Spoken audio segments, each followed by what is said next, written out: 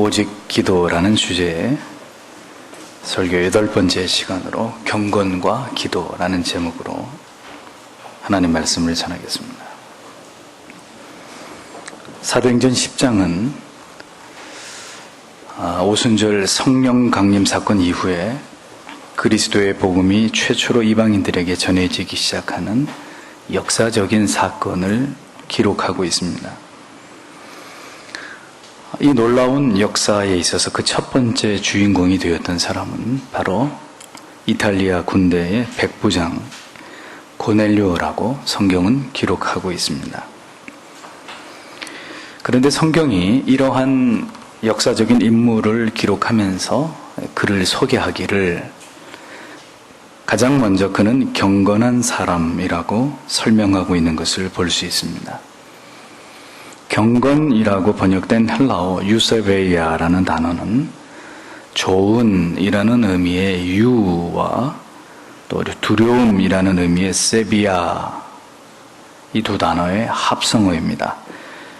그래서 경건이라는 이 단어의 어원을 살펴보면 결국 올바른 두려움이라는 의미를 가지고 있다는 사실을 발견하게 됩니다.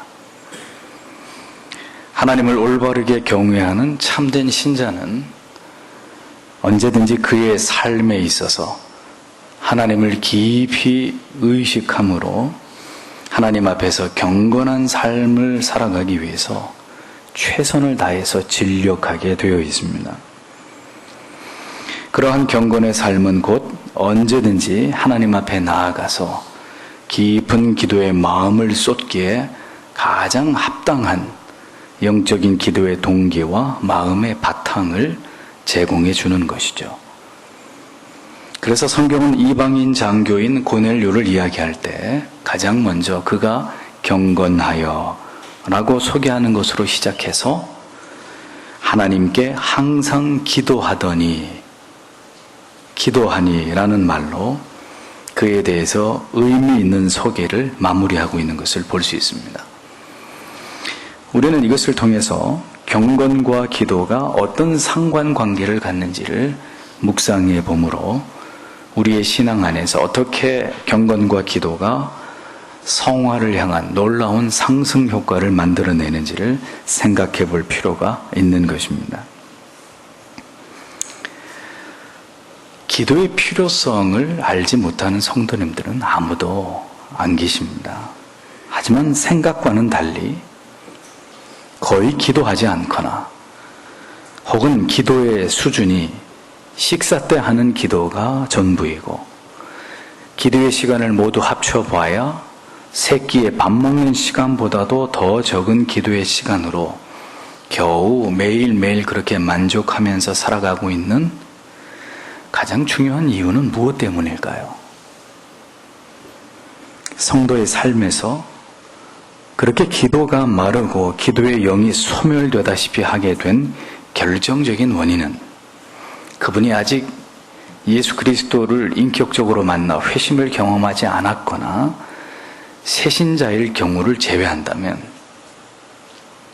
오래 믿음 생활을 했고 하나님의 말씀을 수없이 들었고 기도에 관한 설교에 있어서도 본인이 직접 설교를 할 수 있을 만큼의 많은 지식을 가지고 있어도 그가 기도하지 않는 이유는 바로 누적된 죄와 그로 인해서 부패해버린 영적인 감각의 무디어짐 때문입니다. 다른 어떤 것으로 핑계를 삼거나 변명할 수 없어요. 성도를 성도답게 만드는 가장 아름다운 일이 무엇인 줄 아십니까? 봉사요? 구제? 아닙니다. 그것보다 더 앞선 것이 있으니 그것이 바로 기도입니다. 예수 그리스도께서는 교회를 정의하시면서 뭐라고 말씀하셨습니까? 내 집은 만민이 기도하는 집이다. 이렇게 말씀하셨습니다. 기도하는 자들이 날마다 모이는 곳, 날마다 성도들의 기도가 가득 채워지고 그 기도 소리가 끊이지 않으며 누구든지 하나님 앞에 나와서 기도할 수 있는 곳, 기도가 넘치는 곳이 바로 아버지의 집, 교회라고 주님은 말씀하셨습니다. 이것은 우리에게 매우 시사하는 바가 크다 할 수 있죠. 왜냐하면 교회는 어떤 장소이고 그 교회를 출입하는 성도들은 어떤 존재인지에 대한 그 정체성을 한마디로 요약해주고 있는 말씀이기 때문입니다. 교회의 교회됨과 그 교회됨을, 성도됨을 유지하는 길은 그 무엇도 아닌 바로 기도, 이 진리를 예수께서는 못 박아 말씀하셨습니다. 교회가 화려하고 웅장하고 초현대식으로 지어진 교회라면 그것이 하나님이 기뻐하시는 교회됨의 요소를 갖춘 교회일까요? 수천 명, 수만 명의 사람들이 모인 곳이라면 주께서 기뻐하시는 교회의 조건을 만족시킨 교회일까요? 세련된 연주와 그리고 화려한 조명 아래 둘러보면 아름다워 보이는 사람들이 매우 감상적인 찬양을 부르면서 그렇게 눈물을 닦고 있으면 그것이 하나님께서 기뻐하시는 교회의 특징이라고 말할 수 있을까요? 절대로 그런 것이 아니라는 것입니다. 언제나 여러분들의 가슴에 눈물이 가득 고여 있어서 그래서 하나님의 마음을 품고 쓰러지듯이 예배당 문을 열고 들어와 엎드려서 하나님의 나라와 그의 의를 위해서 통곡을 하며 기도를 드리는 곳, 지은 죄에 대한 부끄러움으로 고개를 들지 못하고 주 앞에 나와서 그런 겸비함으로 하나님께 엎드려서 자비와 긍휼과 용서를 바라는 곳, 그러한 하나님께서 가장 기뻐하시는 성도의 간절한 기도가 메아리 쳐져서 하나님의 보좌가 있는 곳까지 울려 퍼지게 하는 곳이 바로 하나님께서 기뻐하시는 진정한 교회의 가치인 것입니다. 기도하는 성도만이 그 교회의 보물인 것이고 하나님의 나라를 이 땅 가운데 견고히 세워나가는 기둥들이 되는 거예요. 아무리 교회를 오래 다녔어도 많은 진리의 말씀을 들었어도 그가 엎드려 기도함으로 하나님을 섬길 줄 아는 노력과 의지가 없는 자라면 하나님의 나라에 아무런 유익이 되지 못하는 자일 따름입니다. 기도하는 경건한 그리스도인들이 없이는 결코 기도로 하나님의 보좌를 움직이는 교회도 있을 수 없는 거예요. 교회와 성도는 이 기도라고 하는 가장 강력한 무기를 통해서 이 세상과 겨루면서 세상을 압도할 수 있는 하늘로부터 공급받는 탁월한 은혜들을 누릴 수 있게 되는 것입니다. 그런데 문제는 그러한 능력 있는 기도가 결코 하루아침에 완성되지 않는다는 사실입니다. 어떠한 대가를 지불하고라도 성도의 삶의 현장에서 하나님의 말씀을 따라 살기 위한 경건한 삶의 목표를 하나님 앞에 뚜렷이 정해놓고 그것을 따라서 진력하는 삶을 살아가는 성도에게만이 깊은 기도의 영은 부어지는 것이니 기도와 그리고 경건은 서로 무엇이 먼저라 할 것 없이 하나님을 경외하는 성도의 영혼 가운데 깊이 결합되어 있는 성화의 바퀴를 굴러가게 하는 두 축이 되는 것이라는 겁니다. 기도의 골방에서 깊이 하나님을 만난 성도의 영혼은 그 기도가 끝나고 현실 세계로 돌아왔을 때 기도는 끝이 났지만 그 기도 가운데서 경험한 생생한 하나님의 임재에 두렵고 떨리는 그 기억이 남아 있어서 그것으로 인해서 또한 그 기도 가운데서 경험한 나를 향하신 하나님의 놀라운 사랑과 자비에 대한 그 생생한 체험으로 인해서 한 사람의 성도로 하여금 언제나 모든 삶에서 깊이 살아계신 하나님을 의식함으로 깨어있게 하는 그런 거룩한 동기들을, 바로 그러한 것들을 통해서 하나님이 우리에게 제공해 주시는 거예요. 깊고 간절하고 규칙적인 기도로 언제나 하나님 앞에 나아가는 사람은 그 기도를 통해서 언제나 초라한 자기 자신의 영적인 상태를 되돌아볼 수 있게 됩니다. 기도를 하면 할수록 그 기도 가운데 하나님이 열어 보여주시는 자기 자신의 모습이 생생하게 자기 눈앞에 떠오르면서 내가 아직도 하나님 앞에서 얼마나 부족하고 연약한 존재에 지나지 않은지를 날마다 발견하게 되는 거예요. 그래서 하나님 앞에 겸손한 마음을 잃지 않는 깨어있는 마음이 언제나 자신이 삶에 대해서보다 더 하나님 앞에 경건한 삶을 살아가게 하는 그런 마음의 올곧음과 투철한 의지를 지켜나갈 수 있는 그런 힘들을 우리에게 불어넣어 주는 것이라는 거예요. 그렇게 하루하루 경건한 삶을 살아가던 성도님이 기도의 자리에 엎드리게 될 때 언제든지 마치 기다렸다는 듯이 그의 기도를 들으시기 위해서 임재하시는 하나님의 친밀함을 맛보게 되는 것이고, 그런 일들이 지속됨으로 인해서 더 깊고 그리고 견고한 기도의 끈을 이어가는 은혜들을 우리가 누리면서 살아갈 수 있게 되는 것이라는 겁니다. 우리가 잠시 죄 가운데 넘어지고 쓰러져 있다 하더라도 그렇게 기도 가운데 늘 하나님을 배움는 그런 영혼은 신속하게 지금 자신의 죄로 인해서 하나님의 마음을 아프시게 해드렸다는 견디기 힘든 영혼의 가책과 뉘우침으로 인해서 즉시 하나님 앞에 나아가서 무릎을 꿇게 되고, 그래서 하나님 앞에 자신의 죄를 통회하는 기도를 드리게 되니 그런 죄에 대한 문제들이 즉시 하나님 앞에 응답되고 해결되는 그런 은혜들을 누리게 되는 것입니다. 죄를 지어도 하나님과의 관계 자체가 소원해지는 그런 일은 일어나지 않게 되는 거예요. 왜요? 그가 늘 기도로 하나님과의 끈을 붙들고 있고, 그리고 그의 삶이 어떻게 해서라도 하나님을 기쁘시게 하기 위한, 죄를 멀리하기 위해 투쟁적인 삶을 살아왔던 것을 하나님께서 잘 아시기 때문이라는 겁니다. 동일한 죄를 지어도 늘 밥 먹듯이 죄를 짓는 성도와 죄를 짓지 않으려고 하나님 앞에 격렬하게 그 죄와 더불어 싸우다가 그러나 또 육신의 연약함 가운데 죄에 넘어지는 성도의 죄를 하나님은 동일하게 보시지 않는다는 것을 잊지 말아야 합니다. 이렇듯 우리의 경건한 삶과 기도는 매우 밀접한 연관 관계를 가지고 있는 것을 볼 수 있습니다. 성경이 성도의 경건에 대해서 말할 때 그것은 보통 세 가지의 영역을 가지고 이것을 설명하고 있는 것을 보게 됩니다.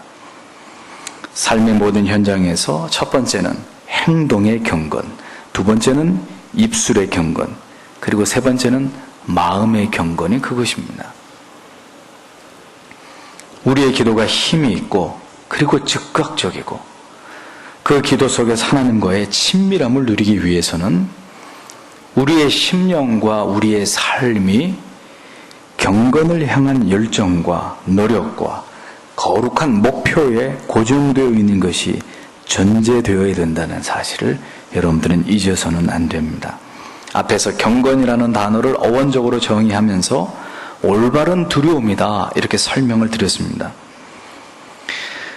하나님을 향한 경건은 어떤 공포스러운 두려움을 의미하는 것이 아닙니다. 경건이 그러한 것이라면 우리는 눈에 보이는 곳에서만 경건하려고 할 것이고, 만약에 우리가 하나님의 눈을 피할 수 있다면 그곳에서는 전혀 하나님을 경외하지 않으려는 그런 표리부동한 신자가 될 것입니다. 올바른 두려움으로서의 경건이란, 그래서 우리 자신이 언제나 어디서나 거룩하신 하나님의 임재 앞에 있다고 하는 구별된 의식, 하나님의 눈과 귀를 피할 수 없다는 마음과 영혼의 거룩한 긴장을 뜻하는 것입니다. 마치 우리가 마음으로부터 깊이 존경하거나 혹은 아주 좋아하는 사람과 함께 할 때면 나에게 모든 것을 맞추지 않고 어떻게 합니까? 우리가 모든 것을 그분에게 혹은 그 사람에게 맞추어서 작은 것까지 배려하고 그를 깍듯이 섬기기 위해서 우리가 최선의 노력을 다하려고 하는 것과 같은 것인 거죠.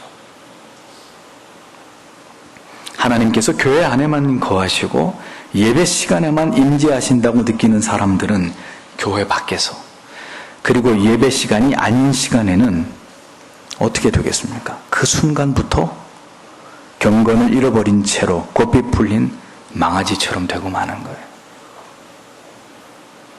경건을 잘못 이해하게 됨으로 인해서 특정한 시간, 특정한 장소 안에서만의 경건으로 그렇게 가볍게 생각함으로 그 장소에서 벗어나고 그 시간이 지나가면 곧바로 성도로서의 정체성을 잃어버리게 되는 것이고, 그래서 세상 사람처럼 말하고 세상 사람처럼 생각하고 판단하고 살아가게 되는 그런 우를 범하게 되는 것입니다. 이러한 일들은 세상에서 매 순간 어떻게 살아는가에 의해서 하나님을 예배하는 마음의 진정성과 거룩한 동기가 우리의 마음과 영혼을 지배하게 된다는 이 진리를 올바로 이해하지 못한 것에서 비롯되는 것입니다. 기도 가운데, 예배 가운데만 하나님께서 나를 보고 계신다고 믿는 성도님들은 그 기도와 예배가 끝나는 것과 함께 세속적이고 불경건한 생각이나 행동을 범하는 것에 대해서 아무런 양심의 가책을 느끼지 못하게 됩니다. 경건에 대한 이 같은 오해와 무지가 언제나 변화되지 않는 구태의연한 신앙의 자리에서 결코 벗어나지 못하게 만드는 올무가 된다는 사실을 잊지 마십시오. 이 시대의 교회와 성도들의 모습 속에서는 불행하게도 점점 더 위선과 가식적인 모습들이 늘어나고 있는 것을 보게 됩니다. 여러 개의 가면을 가지고 때와 장소와 상황에 따라서 능수능란하게 적당히 이 가면들을 활용하면서 카멜레온처럼 그렇게 자신을 변장시키는데 이 시대의 성도님들이 더 능숙해지고 있다는 것. 가정에서 쓰는 가면이 따로 있고, 세상의 직장이나 사회생활을 할 때 사용하는 가면은 또 따로 있고, 음식점에 가서 종업원들을 종 부리듯이 할 때 쓰는 가면은 또 따로 있고, 교회 와서 성도라는 자리에서 쓰고 있는 가면이 다 각기 따로 있는 것입니다. 그래서 때와 장소에 따라서 부지런히 이 가면을 바꾸어 쓰는데, 다행히도 실수가 없이 이 다양한 용도의 가면을 상황에 따라서 적절하게 잘 바꾸어 쓰면 문제가 없겠죠. 그런데 문제는 간혹 그 가면이 뒤바뀌는 경우가 생긴다는 겁니다. 그 순간 그의 이중적인 인격과 삶이 그대로 드러나게 되는 당황스러운 일들이 일어나게 되는 것입니다. 아차, 여기가 교회였지. 네. 이런 일이 생기는 거예요. 이러한 모습은 결코 정상적이거나 바람직한 성도의 모습이 아닙니다. 우리의 생각이나 우리의 판단이나 우리의 말이나 행동은 언제나 우리 자신에게 익숙하고 자신에 의해서 학습되고 그리고 습관화된 것으로 그것을 밖으로 이렇게 드러내게 되어 있습니다. 그래서 은연중에 우리가 내뱉은 말이나 어떤 우발적인 행동들을 보면 우리는 무슨 생각을 하고 있는지, 우리가 어떤 마음을 품고 살아가고 있는지를 고스란히 드러내게 되는 거예요. 감추어지지 않아요. 사람의 행동에서 나타나는 어떤 그 심리의 상태를 조금만 공부해 보아도 지금 이 사람이 거짓말을 하고 있는지 진실을 말하고 있는지 아는 것은 그렇게 어렵지 않습니다. 이 사람이 지금 나를 속이고 있구나, 속에 없는 말을 하고 있구나, 말은 지금 긍정의 말을 하고 있어도 이 사람의 몸은 지금 나에게 부정적인 반응을 보이고 있다는 거, 심리학에 관련된 책 몇 권만 읽으면 훤히 알 수 있어요. 숨기고 속이는 데는 한계가 있습니다. 아무리 연기를 잘해도 언젠가는 그 이중성이 그대로 드러나고 말게 되어 있습니다. 성도는 그렇게 자신을 숨기고 속이면서 살아가는 진실하지 못한 사람들이 되어서는 안 됩니다. 세월이 흘러갈수록 깨달아지는 진리 앞에서 겉과 속이 점점 더 일치되어가는 그런 투명한 사람들이 되어가야 되는 것이죠. 말과 행동에 있어서 언제나 진실성이 있고 신뢰할 만하고 중후함을 잃지 않는 그런 성도의 기품 있는 모습들이 성도들의 삶에서 나타나야 되는 것입니다. 우리에게 이러한 이중적인 혹은 다중성의 모습들이 나타나는 것은 우리가 모두 올바른 두려움을 소유하지 않고 있다는 것에서 기인하는 것입니다.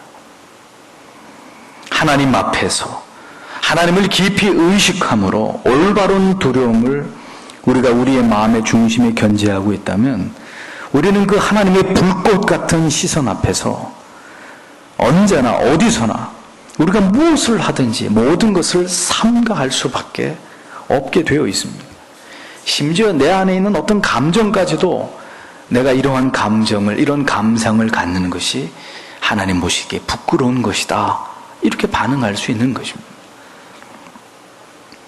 그렇게 언제나 하나님을 의식하는 깨어있음, 그 올바른 두려움은 언제는 우리가 기도하기 위해서 그분 앞에 무릎을 꿇는 것에 대해서 자연스러움을 가져다 줄 것이에요. 그럼 이것을 뒤집어서 얘기하면 올바른 두려움을 갖지 않고 살아가는 성도들은 기도하는 일이 수월할까요? 하나님 앞에 나와서 즉각적으로 기도를 통해 하나님과 교감하고 교통하는 일들이 자연스러울 수 있을까요? 그럴 수 없다는 거예요. 우리가 올바른 두려움으로 하나님 앞에서 살아가려고 하는 그런 마음을 굳게 붙들고 살아갈 때만이 하나님과 깊은 교제를 나눌 수 있는 최상의 환경이 늘 우리에게 제공이 되는 것이라는 것을 잊지 말아야 돼요. 그러니까 언제든지 마음 먹은 대로 생각한 대로 그렇게 하나님 앞에 즉시 회개도 할 수 있으면 좋겠고 즉시 기도도 할 수 있으면 좋겠고 언제든 성경을 펼쳐가서 어디서든지 성경을 묵상할 수 있으면 좋은데 그게 되시던가 그 말입니다. 그게 언제나 그렇게 잘 되시던가요? 안 되는 이유가 무엇이겠습니까? 우리의 삶 자체가 경건에 대한 아무런 관심이 없기 때문이라는 거예요. 삶의 진실함이 없는 성도가 언제나 기도의 주위만 맴돌다가 끝나버리는 그저 기도의 흉내만을 낼 뿐인 형식적이고 무성의한 기도로 그렇게 수십 년을 일관하게 되는 것은 이상한 일이 아니란 말입니다. 기도의 능력이란 성도가 기도 속에서 하나님을 깊이 체험한 것과 비례하는 것입니다.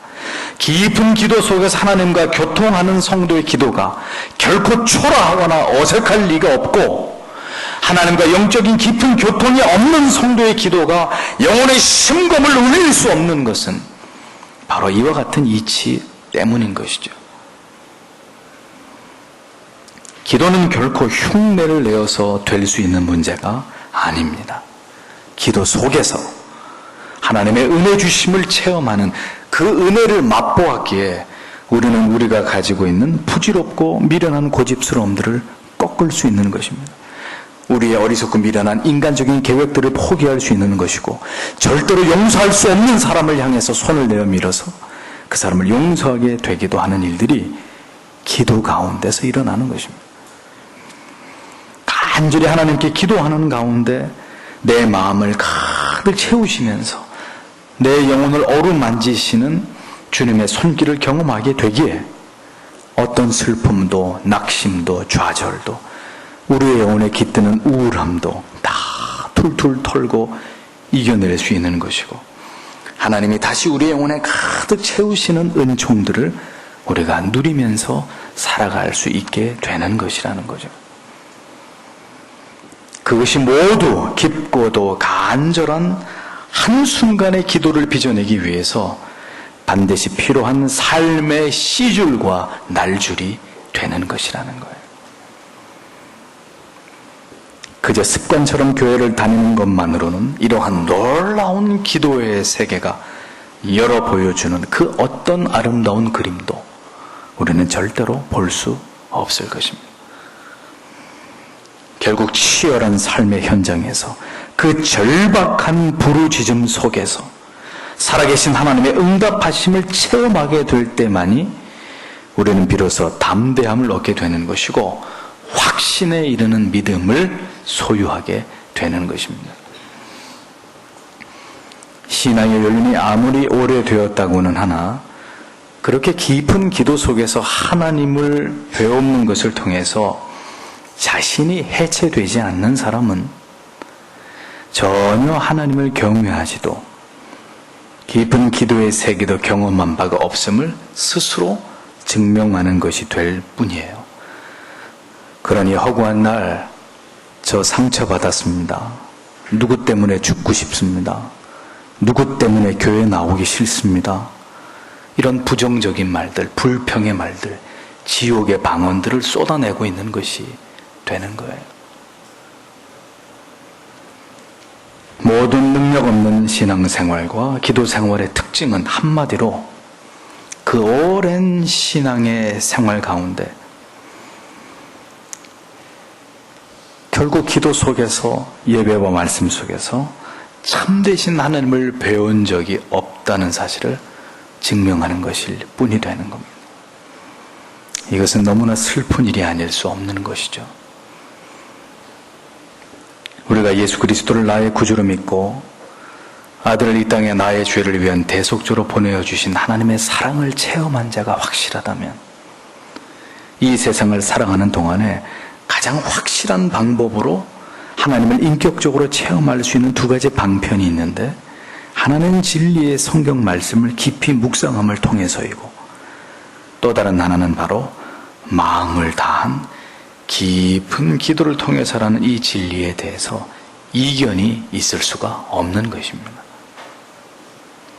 주께서 말씀하신 팔복 가운데 마음이 청결한 자는 복이 있나니 저희가 하나님을 볼 것이며 이렇게 마태복음 5장 8절이 기록하고 있는 것을 보게 됩니다. 그런데 여기서 청결하다라고 번역된 헬라어 호이카탈로이라는 이 단어의 의미는 물로 씻어 깨끗이 씻겨진 상태를 뜻하는 것입니다. 즉 이 말씀의 의미는 어떤 자가 하나님과의 친밀함을 누릴 수 있느냐, 어떤 자가 하나님 앞에 나아가서 그 하나님께로부터 우리에게 공급하시는 한량없는 은총과 사랑을 생생하게 경험할 수 있느냐, 어떤 사람이어야 될까요? 바로 끊임없는 회개와 사죄의 은총을 통해서 늘 자신의 영혼을 정결하게 가꾸는 사람, 그러한 성도에게 한정되어 있다는 사실을 팔복 가운데 하나로 주님은 이 진리를 우리에게 말씀해주고 있는 것입니다. 누구나가 다 아주 쉽고 간단한 방법으로 하나님을 체험하고 하나님의 은혜를 깨닫고 하나님의 위로를 경험하고 하나님이 우리에게 속삭이시는 듯한 하나님의 친밀한 음성을 들을 수 있는 것은 결코 아니라는 겁니다. 언제나 구원받은 하나님의 자녀로서의 경건한 삶이 우리의 신앙에 얼마나 풍성한 유익을 주는지는 진리가 우리에게 누차 강조하고 있는 매우 중요한 강조점이라는 것을 우리가 잘 알고 있어야 합니다. 날마다 자신의 영혼을 현미경으로 들여다봄으로써 자신의 영혼을 청결하게 하고자 힘쓰는 자들에게는 하나님께서 하나님과 그 성도만이 아는 신비하고 비밀스러운 교감을 통해서 그의 신앙에 풍성한 은혜와 소망과 위로와 확신을 부어주신다는 것. 우리가 이 진리를 기억하고 우리 모두가 이러한 은총을 하나님 앞에 경험하기를 사모하는 그런 성도님들이 되셔야 된다는 거죠. 사도 바울은 그의 제자, 젊은 목회자 디모데에게 목회 소신을 통해서 집사를 선택하는 기준을 이야기하면서 경건 생활에 대해 언급하는 가운데 이 경건의 비밀을 믿음의 비밀이라고 표현하는 것을 볼 수 있습니다. 그러한 비밀을 가진 자라야, 하나님과 그 사이에 은밀한 영적인 비밀을 가진 사람이라야 주의 일에 쓰임받기에 합당하다는 것을 분명하게 명시하고 있습니다. 디모데전서 3장 7절 8절에 설명하기를 이와 같이 집사들도 단정하고 일구이연을 하지 아니하고 술에 임박이지 아니하고 더러운 일을 탐하지 아니하고 깨끗한 양심에 믿음의 비밀을 가진 자라야 할지니, 이렇게 말씀하고 있거든요. 하나님 앞에서 마음을 다한 경건한 삶은 반드시 그의 삶 속에서 하나님의 임재와 간섭과 도우심을 경험하는 그런 신비한 비밀들로 채워져 가게 되어 있습니다. 그리고 그러한 체험들을 이끌어내는 것은 바로 언제든지 그에게 있어서 오랜 습관이 되어 있는 깊고도 간절한 기도가 있기 때문입니다. 야고보 사도는 또 성도의 경건한 삶을 이와 같이 묘사합니다. 야고보서 1장 27절에서 하나님 아버지 앞에서 정결하고 더러움이 없는 경건은 곧 고아와 과부를 그 환난 중에 돌아보고 또 자기를 지켜 새 속에 물들지 아니하는 이것이니라, 이렇게 설명을 합니다. 이는 당시 외식하던 바리새인들과 종교 지도자들이 입술로만 경건을 이야기했지 그들의 삶 속에서는 전혀 선을 행함이 없는 그러한 외식적인 그들의 경건을 비꼬면서 그들이 보여주는 가식투성이의 경건은 하나님이 원하시는 경건이 아니고, 하나님이 기뻐하시는 경건은 말뿐만이 아니고 가장 도움의 손길을 필요로 하는 자들, 즉 고아나 과부나 그 밖에 어려운 자들을 향해서 우리가 언제나 즉시 손을 뻗어서 그들을 구제하는 것이라는 것을 분명하게 말씀하고 있는 것을 보게 됩니다. 따라서 경건은 그 아름다운 열매를 이 세상 가운데서 나타나게 되어 있는 것이고, 우리가 구체적으로 섬겨야 될 대상을 우리가 선정하고 그 대상에 대해서 아주 구체적인 그리스도의 사랑으로 우리가 손을 뻗어서 적극적으로 그들을 돕는 것으로 나타나야만이 그것이 하나님이 기뻐하시는 경건이라고 인정될 수 있다고 성경은 우리에게 가르쳐주고 있는 것입니다. 한 교회에서 바자회를 하는데 권사님들께서 그 바자회가 열리기도 전에 좋은 물건들을 다 선점해서 빼돌리는 모습을 보고 어떤 청년 한 자매가 하나님 앞에서 큰 부끄러움을 느꼈다는 그런 얘기를 들은 적이 있습니다. 왜 이런 이기적이고 부끄러운 일들이 교회 안에서 버젓이 일어나게 되는 것일까요? 하나님의 뜻을 구하고 우리 자신의 부족과 허물을 깨닫게 해주시기를 구하는 날마다의 진실된 기도와 그리고 경건한 삶을 향한 진지한 노력으로 날마다 우리의 영혼이 진리의 말씀을 통해서 정죄되고 세탁되지 않았기 때문이에요. 말씀은 말씀이고 사는 건 사는 거고 이것이 이렇게 괴리되어 있으니까 그런 부끄러운 일을 저지르고도 그게 부끄러운지도 모르고 그런 일들이 심지어 교회 안에서까지도 일어나게 되는 것입니다.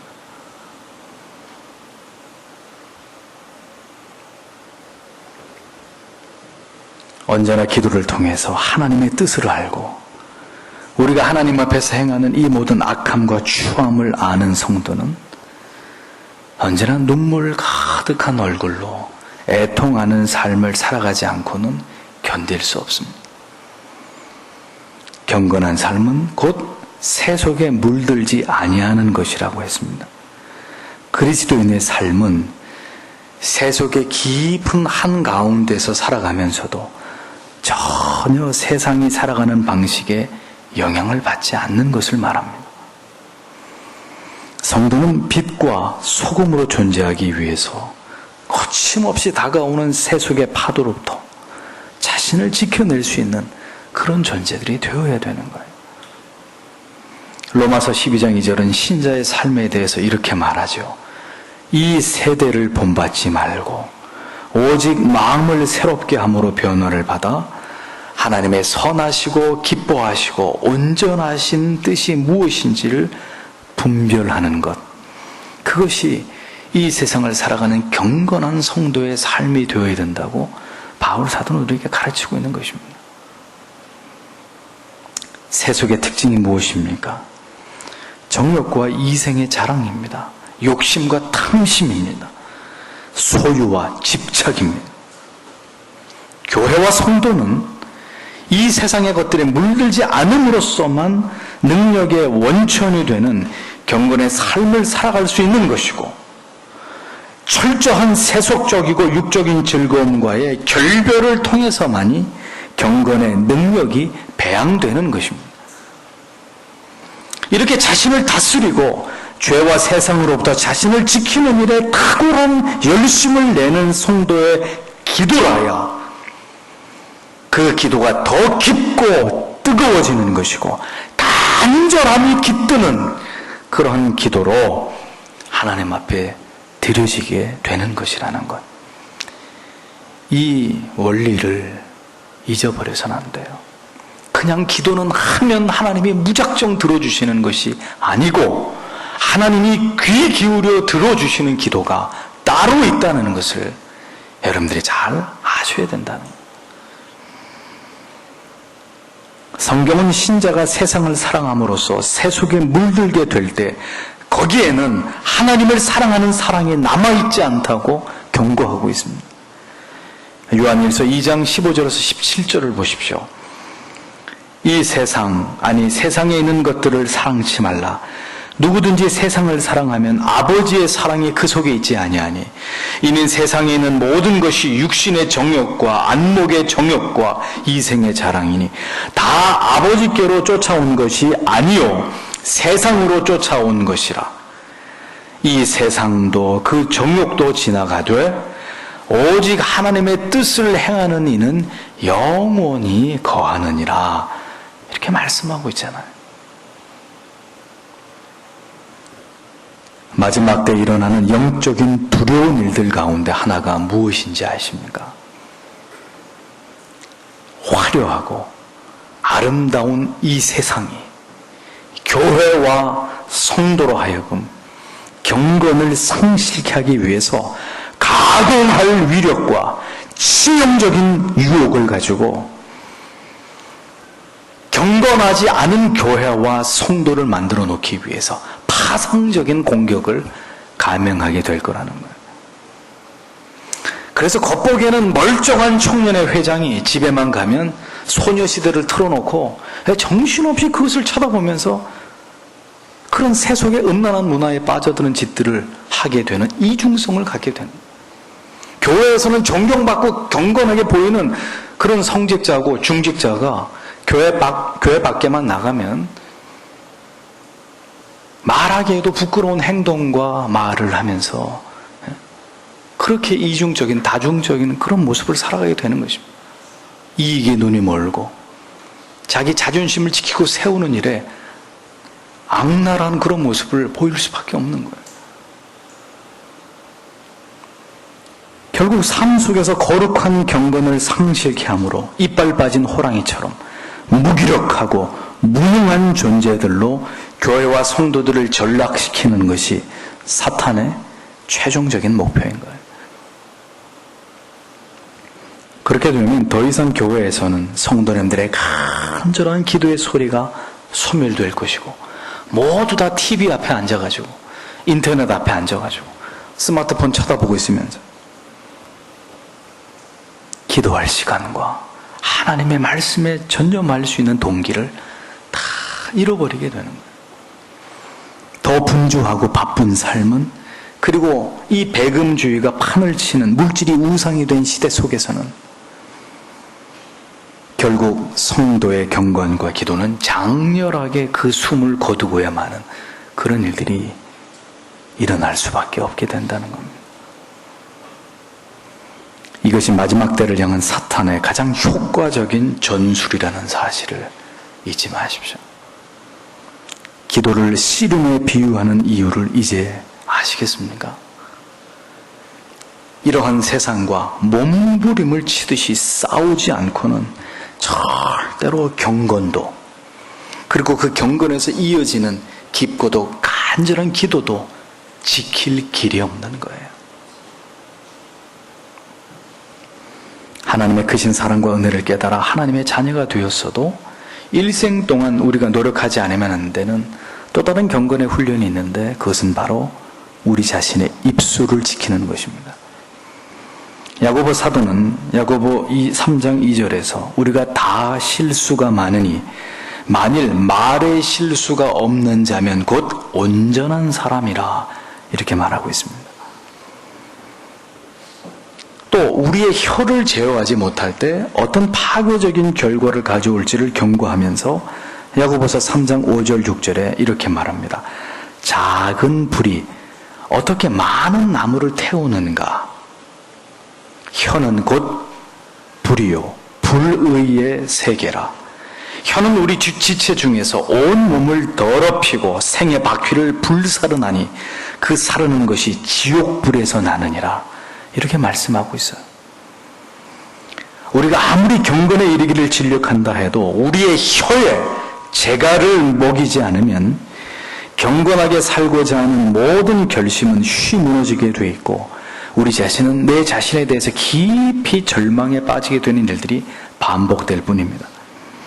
그래서 성경은 경건한 삶을 살아가기를 소망할 때 반드시 잊지 말아야 될 부분은 바로 자신의 입술을 제어하는 것이라고 강조하고 있는 것을 보게 됩니다. 야고보서 1장 26절, 누구든지 스스로 경건하다 생각하며 자기 혀를 재갈먹이지 아니하고 자기 마음을 속이면 그 사람의 경건은 헛된 것이라 라고 말씀하고 있는 이유가 여기 있는 것이죠. 그리고 더 중요한 말씀이 있는데, 베드로전서 3장 10절과 11절의 말씀입니다. 그러므로 생명을 사랑하고 좋은 날 보기를 원하는 자는, 좋은 날 보기를 원하는 자는 혀를 금하여 악한 말을 그치며 그 입술로 괴휴를 말하지 말고 악에서 떠나 선을 행하고 화평을 구하여 이를 좇으라 라고 베드로 사도는 말씀하고 있는 것을 보게 됩니다. 여러분들의 인생에 행복한 날들을 보기 원한다면 혀를 금하라는 거예요. 여러분들의 혀에서 모든 악한 것들을 제거하라는 거예요. 우리의 입술에 제어되지 못한 악한 말들이 난무할 때 그러한 경건하지 못한 입술로 우리가 주일에 하나님을 찬양한다, 있을 수 없는 일이에요. 하나님께 마음을 다한 간절하고 진솔한 기도를 우리가 하나님께 드린다, 불가능한 일입니다. 다른 사람에게 가시돋친 말을 아무렇지도 않게 내뱉는 성도가 하나님 앞에 나와서는 오 아버지여 내게 자비와 긍휼을 베풀어 주옵소서 라고 기도할 수 있을까요? 우리의 경건을 해치는 요소 가운데 중요한 부분은 바로 우리의 언어에 있다는 점을 기억하셔야 합니다. 정결한 입술에서 정결한 기도가 나오는 것이고 하나님이 받으시는 기도가 올려지게 되는 것입니다. 지금 이 시간도 무가치하게 내뱉는 많은 말들 때문에 누군가가 상처를 받거나 하나님의 영광이 가리워질 수 있다는 것을 잊어버리지 마십시오. 우리가 무심하고 걸러지지 못한 우리의 언어가 우리의 기도의 능력을 소멸시킬 수도 있다는 진리를 기억하셔야 합니다. 에베소서 5장 3절에서는 음행과 온갖 더러운 것과 탐욕은 너희 중에서 그 이름이라도 부르지 말라. 이는 성도의 마땅한 바니라. 여러분들이 입에서 음란한 말, 탐욕적인 말, 온갖 더러운 말 입에 올리지도 말라고 바울 사도는 이야기합니다. 그건 성도의 도리가 아니라는 거예요. 성도의 입에서 음란한 농담이 끊이지 않고 온갖 욕설이 난무하고 욕심에 찬 언어들이 넘쳐나는 것은 지금 여러분들이 심각한 죄 가운데 있다는 것을 보여주는 명백한 증거예요. 이런 것으로부터 당장 돌이키지 않는다면 깊고 간절한 진실된 기도로 하나님께 나아가는 길은 영원히 막혀버릴 수도 있는 겁니다. 무죄하고 더러운 말 대신 성결한 언어, 거룩한 언어들이 깃들이게 하십시오. 왜냐하면 그래야 그 입술을 가지고 하나님을 찬양할 것이고 하나님과 대화할 것이고 하나님께 기도할 수 있기 때문입니다. 우리의 경건치 못한 혀가 우리의 기도를 잘라내는, 우리의 기도의 뿌리를 내려 찍는 도끼가 될 수 있다는 것 기억하셔야 합니다. 기도와 관련해서 우리가 생각해 봐야 될 마지막 경건의 영역은 바로 마음입니다. 예수께서는 누가복음 6장 45절에서 말씀하시기를 선한 사람은 마음에 쌓은 선에서 선을 내고 악한 자는 그 쌓은 악에서, 그 마음에 쌓은 악에서 악을 내나니 이는 마음에 가득한 것을 입으로 말함이니라. 이렇게 말씀하고 계십니다. 자, 경건한 삶을 가능케 하는 의지와 능력은 어디에 영향을 받을까요? 우리의 마음에 영향을 받습니다. 결국 마음에 무엇이 담겨져 있는지에 의해서 지대한 영향을 받습니다. 마음은 다시 무엇에 영향을 받죠? 생각에 영향을 받습니다. 그러면 생각은 무엇에 영향을 받습니까? 우리가 무엇을 보든지, 무엇을 듣든지, 무엇을 느끼든지 그것에 의해서 상당 부분 우리의 생각은 영향을 받습니다. 우리의 마음을 지키지 못할 때 순식간에 우리의 마음은 진리에 대해서 냉담해져 버리고, 그리고 성도로서의 거룩한 정체성을 잃어버린 채로 우리의 마음이 정처 없이 방황하게 되는 일들이 일어나게 됩니다. 영적인 명민함은 둔감함으로 변하게 되는 것이고, 영적인 지배를 벗어나서 육체의 소욕에 민감해지는 죄의 본성이 고개를 쳐들게 되는 일들이 일어나게 되어 있는 것입니다.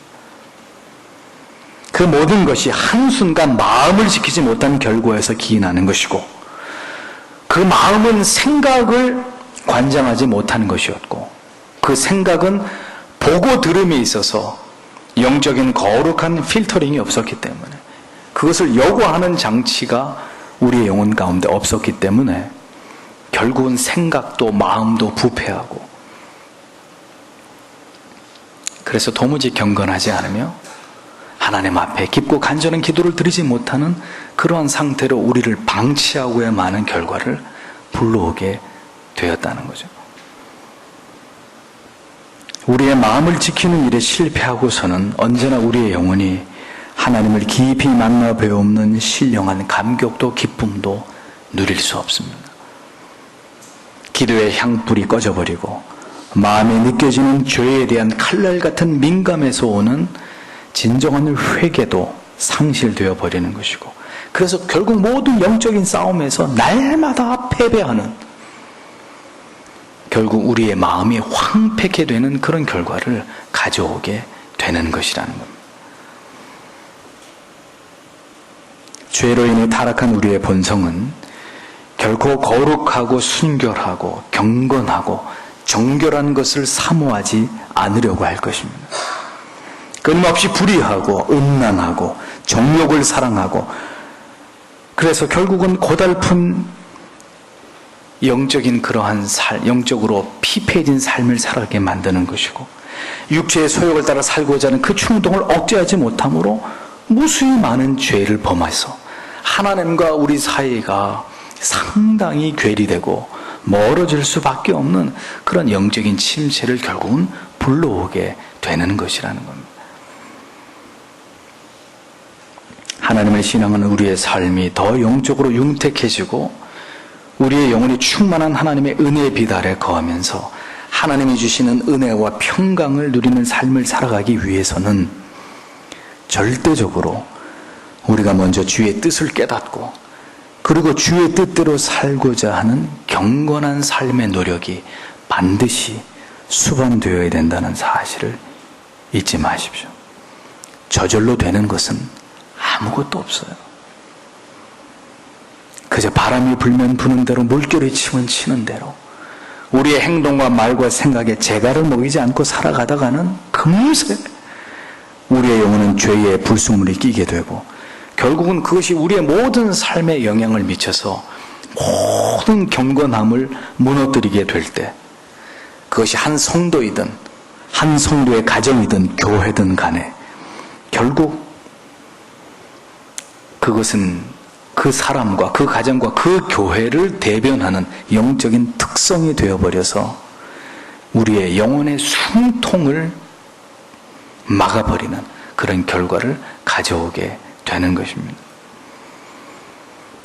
예수를 믿는 사람은 많고 교회를 다니는 교회는 많아도 경건한 삶으로 하나님 앞에 구별된 삶을 살면서 모든 능력이 바로 그 경건한 삶에서부터 비롯된다는 것을 알고 그렇게 살아가려고 노력하시는 성도님들은 결코 많지 않습니다.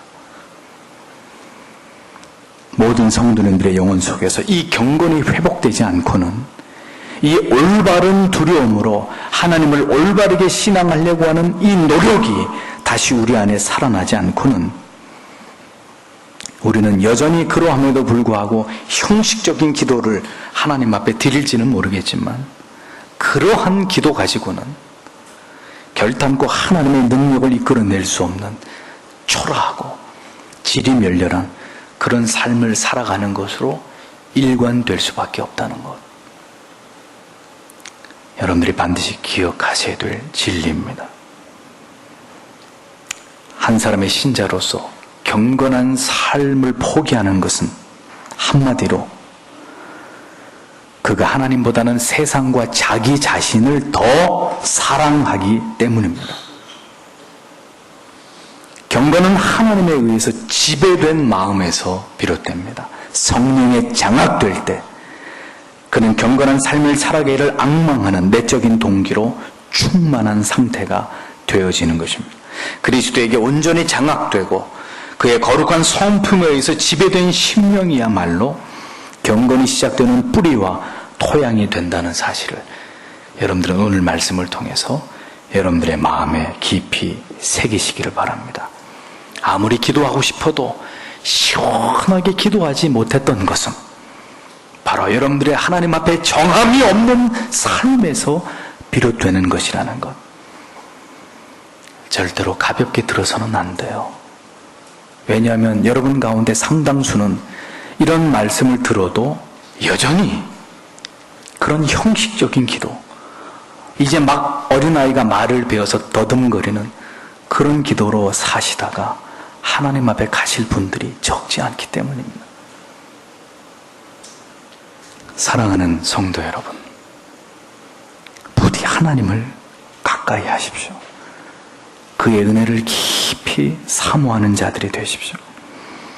진리를 통한 신령한 은혜와 기쁨이 여러분들의 영혼 위에 가득 채워지게 하십시오. 경건이 없이는 그 어떤 신앙의 빈 껍데기와 같은 형식과 습관만 가지고는 아무것도 바꾸어 놓을 수 없어요. 어떤 일도 일어나지 않아요.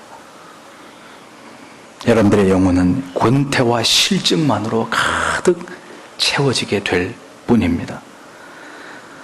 언제나 경건함으로 가장 진실되고 가장 진정한 것을 하나님께 드리면서 그 진실함으로 하나님께 기도하시고 하나님을 찬양하시고 하나님을 사랑하는 그것이 거듭난 성도의 삶이 되는 것입니다.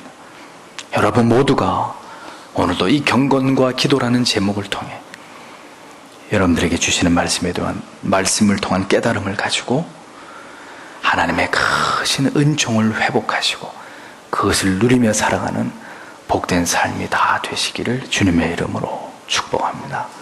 기도하겠습니다.